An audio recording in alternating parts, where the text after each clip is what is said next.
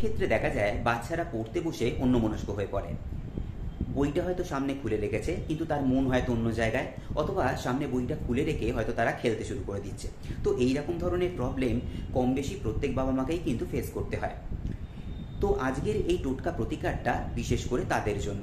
এর পাশাপাশি যারা হয়তো চাকরি করছেন, প্রফেশন চালাচ্ছেন, প্রফেশনাল লাইফ লিড করছেন, তাদের জন্য কিন্তু এটা উপযোগী। অনেক ক্ষেত্রে হয়তো দেখা যায় অনেক মানুষ আছেন যারা হয়তো চাকরির পাশাপাশি হয়তো কিছু পড়াশোনা করতে চাইছেন, বা বাড়িতে এসে হয়তো অন্য কোনো কাজ করতে চাইছেন, কিন্তু সারাদিনের ক্লান্তির পর, সারাদিনের কাজকর্মের পর সেখানে হয়তো ঠিকমতো মনোনিবেশ করছে না, সেখানে হয়তো কনসেন্ট্রেশনটা ঠিকমতো হচ্ছে না।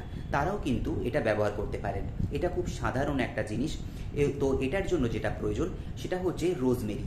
রোজমেরি নামটা অনেকের কাছে হয়তো পরিচিত, আবার অনেকের কাছে নাও হতে পারে। এটা আসলে একটা ভেষজ উদ্ভিদ, একটা হার্বস। তবে এটা এখন বেশি ইউজ হয় বা ব্যবহার হয় সেটা হচ্ছে রান্নাতে মশলা হিসাবে।